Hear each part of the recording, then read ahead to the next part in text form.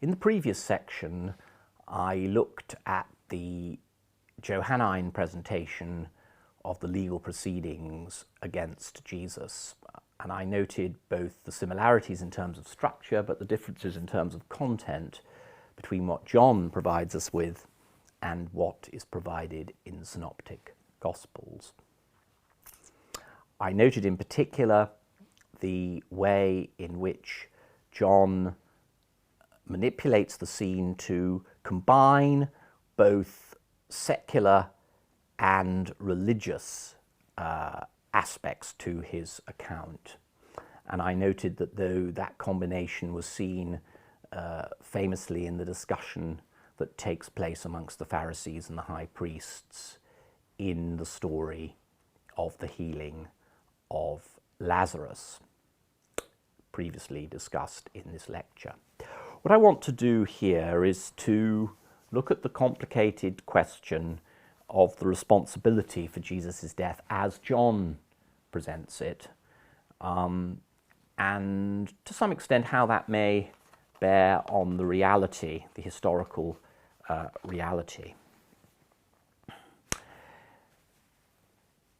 If we go back to the earlier part of the lecture when I was talking about the disputes that occur in the main part of the Gospel, I noted that those disputes almost always centre on the figure of Jesus and that they become quite intense, and they're disputes mainly between Jesus and the Jews, and that the Jews are presented as having a kind of murderous intent. They want to take up stones to throw at Jesus, for instance, at the end of chapter 8.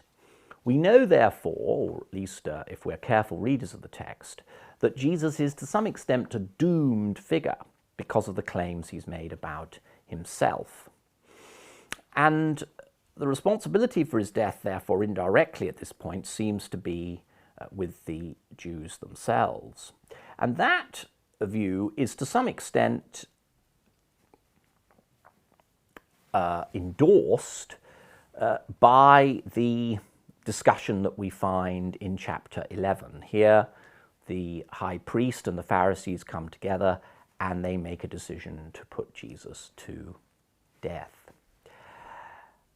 Now, here, the extent to which these individuals have their Jewish identity stressed is not so much to the fore, but nevertheless they are Jews within the text and they have made a decision. Now, the complex bit arises then as to the role of Pilate, because John gives us a much more extended account of the trial before Pilate. It's more extended in terms of the exchanges that take place between Jesus and Pilate. It's more extended in terms of the fact that Pilate has Jesus flogged and then goes on interviewing him. It's extended in the sense, too, that it's divided up almost into three parts, almost three different interviews that Pilate has with Jesus. And we have to ask what John is trying to achieve in all of this. Is he wanting to rub our noses in the responsibility of Pilate? How does Pilate come across here? Well, on the one hand, he comes across as someone who, at least instinctively, has a sense of Jesus' innocence. He is very reluctant to try Jesus. He is very reluctant to declare Jesus to be guilty, even when the Jews bay for Jesus' blood and want him killed. He doesn't want that. Eventually, he is persuaded by the Jews who mention that if he's a friend of Caesar, he should put Jesus to death because Jesus, in claiming to be king, is no friend of Caesar. So Pilate comes across, in some senses, positively, but he also comes across very negatively too. He is incapable, it seems, of asserting his authority. After all, this is a man who's declared Jesus' innocence on at least 3 occasions, but still hands him over to be crucified. And the conversations that take place between Jesus and Pilate are somewhat sinister.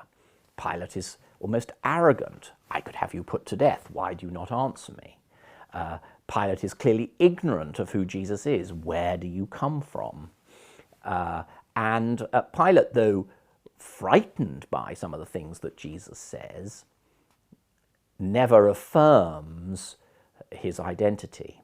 In fact, by and large, he avoids the question of whether Jesus is a king. Though you remember at the end of the section dealing with Pilate, the Jews object to the fact that above the cross is the inscription, King of the Jews, and they say, could you change that inscription to, he claimed that he was King of the Jews, and Pilate simply says, I have written what I have written. Does that imply that Pilate believed something of what Jesus told him? I doubt it. So he comes across Pilate as this rather hopeless figure, slightly sinister, unable on acting on his instincts, clearly ignorant of who Jesus is. But is he responsible for Jesus' death? Indirectly.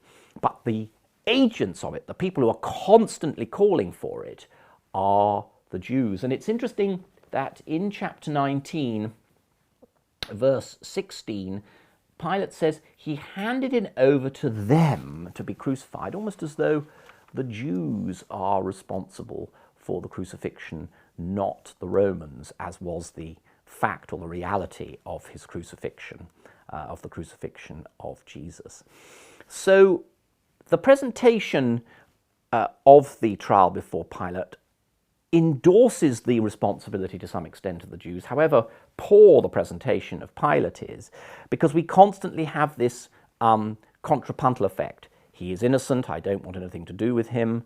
He is guilty from the Jews, he must be put to death. The effect, therefore, is to place responsibility for all of this upon the Jews and not the Romans. What the political reality may have been is difficult to know. We've already discussed the interesting case, an almost ecumenical case, an interreligious case made by Ellis Grivkin, which argues that Jesus is the victim of a system rather than the victim of the aims and tendencies of a particular group of people. And there must be truth in that. Jesus comes up against a system where the checks and balances, as between the governorship of Pilate and the ability of the high priest to maintain the peace, are strained by the presence of this figure. On occasion, John shows some interest in that, but John and none of the other gospel writers are intent upon presenting us with a historical account in the conventional sense of why Jesus was put to death. They are much more intent upon presenting a picture in which that death is seen as both inevitable but also caused by particular agents. Why John stresses so much the responsibility of the Jews is unclear. Is he engaged in a kind of apologetic?